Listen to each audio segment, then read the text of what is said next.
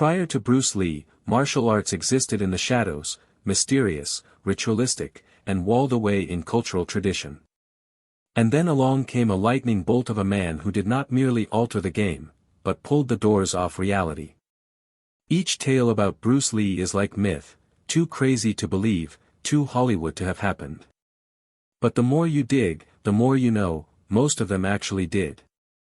So let's sort fact from fiction and reveal the wildest Bruce Lee stories the world questioned, until the cameras caught them in action.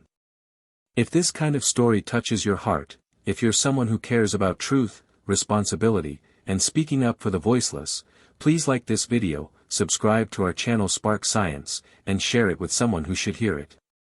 Let's get started. Long Beach, 1964. A packed audience watches as Bruce Lee stands over a smug volunteer, arms crossed. Bruce doesn't invite him to back up. No warning. No drama. He puts his knuckles against the man's chest, 1 inch from contact, and punches. No wind-up, no apparent transfer of weight, just a flash of motion. The man shoots backward, slams into a chair 6 feet away. The room is silenced. This wasn't a parlor trick, it was raw kinetic efficiency. Joe Rogan has said that 1-inch punch sent a guy flying like he got hit with a shotgun. Not exaggeration. Stanford scientists analyzed the footage years later and found that Bruce's entire body acted as a single, working unit, energy flowing from the ground, up the legs, rotating through the hips, and bursting through the fist. In that 1 inch, he released more than 1,500 newtons of power, enough to shatter ribs. Martial artists from around the world attempted to copy it. Some were close. None were better. Because it wasn't merely mechanics, it was timing, control, and years of vicious conditioning. That instant transformed a myth into a man, and a man into a legend. The punch was evidence that power did not require distance, that strength did not demand size, and that the seemingly impossible could quite simply be muddled. Without the film, it would have been an overblown dojo anecdote. But it was caught. It was true. Bruce didn't gloat, he bowed. Because in his eyes, power was never to impress, but for purpose. The now benign mob sat stunned, struggling to understand what they had just witnessed. Magic tricks do not blacken ribs. Magic tricks do not toss trained warriors through the air. Only Bruce Lee managed that. And if that was science fiction brought to life, then what followed broke even more illusions about the limits of humanity. Imagine this: Bruce falls to the ground, balances on 2 fingers of each hand, and begins knocking out push-ups. Not a single one. Not tens. Hundreds. No tremble. No dripping. And yes, munching away on a regular conversation. That wasn't a party stunt, it was fixation. Every finger supported more than 40 pounds of living, moving weight. 1 millimeter out of balance and they'd snap. But Bruce had tempered his fingertips to steel through decades of pushing into sand, rocks, even steel beads. His training partner, Bob Wall, remembered, he could chat with you while doing them, like it didn't mean anything. These weren't mere exercises for Bruce, they were lessons in precision, stamina, and pure mastery. His hands transformed into surgical instruments, able to deliver pinpoint strikes which could shatter boards, or, as by mistake once occurred, dislocate a shoulder with a casual nudge. Doctors later found his bone density was off the charts, his tendons thickened, his pain tolerance extraordinary. But more impressive was the elegance, his ability to cooperate with gravity, not fight it. And 2-finger push-ups? That was just his warm-up. 1. The Green Hornet set.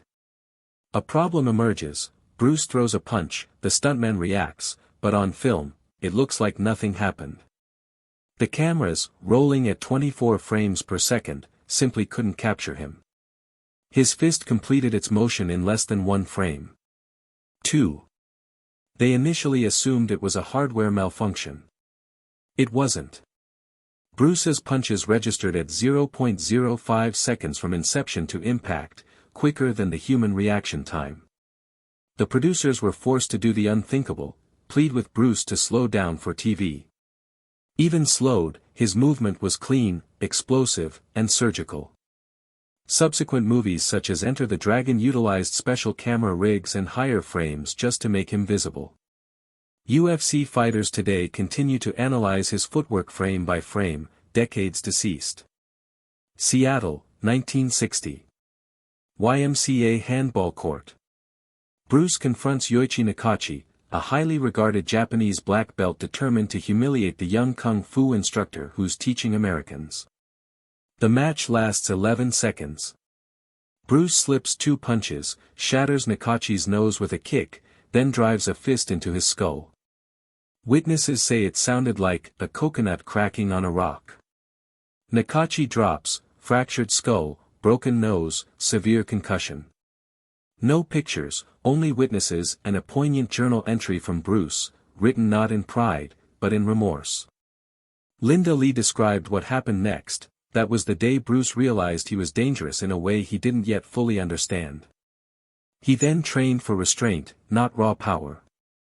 This was the fuel that fire-started Jeet Kune Do, a philosophy of fighting predicated on truth, not on convention. When Bruce got to Hollywood, casting directors demanded stereotypes, bowing sidekicks with broken English.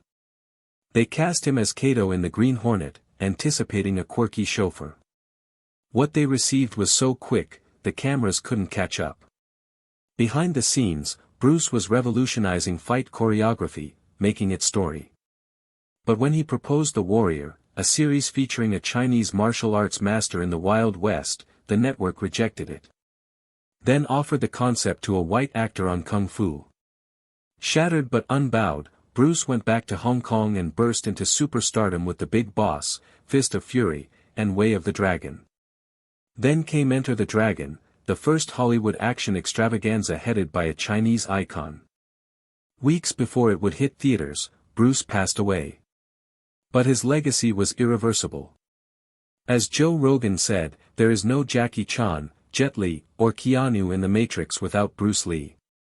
Since Bruce's death, one of the rooms in his Kowloon Tong house remained closed for decades. When Linda Lee opened it at last in the 1990s, they didn't discover memorabilia, they discovered obsession. Dozens of coded journals, each recording a movement, an exercise, or a theory. Training aids altered beyond all recognition. Odd devices for speed, grip, reflex. It wasn't a gym. It was a lab, constructed not to impress, but to test the limits of the human body. And it demonstrated one thing. As much as the world witnessed, Bruce Lee had been holding back. Even as the pain persisted, symptoms of his illness started to show. Folks murmured about his weight loss, hospital trips, and his sudden vanishing acts from the limelight. Some said he was fighting a deadly disease, others thought it was burnout from 5 decades of non-stop performing. Eric himself remained quiet, never acknowledging nor refuting the rumors. But those closest to him noticed the price it was exacting, not only on his frame, but on his spirit. His guitar still sang, but occasionally, the flame behind the strings was a little less bright, as if each string wore a sorrow too great to share. He sidestepped questions in interviews with laughter or evasions, bringing the conversation back to music. But in private, friends would come to say, he shared his anxieties about his future and his health. And throughout it all, Bobby Whitlock was there with him, providing the sort of loyalty available only to someone with a long history of success and scarring. Their friendship had been tempered by the fires of artistry, success, heartbreak, and survival, and it would hold even as the shadows lengthened. When word came of the death of Bobby Whitlock, it hit Eric Clapton like a bolt of lightning. He was sitting in the quiet of an afternoon when the phone rang, and for a moment he just sat there, his eyes fixed on nothing, as memories flooded back, smoky studios, late-night jam sessions, laughter that could cut through even the blackest of times. They had shared stages and songs, triumphs and tragedies, and now that chapter was closed forever. Over the next few days, Eric withdrew from public view, confiding in only a few close friends.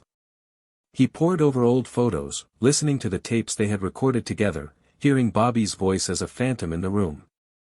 Privately, he permitted himself to cry, not for the death of a friend, but for the loss of something that would never be regained, some portion of himself. The music community grieved, fans placed flowers and notes in front of Clapton's house, and musicians from all over the world paid homage. But to Eric, it wasn't about the publicity or the tweets, it was about the person he had known, the companion who had stood by him through the weather, the friend who had never turned his back. And so, with humble dignity, he started making his own tribute, not for the world, but for Bobby.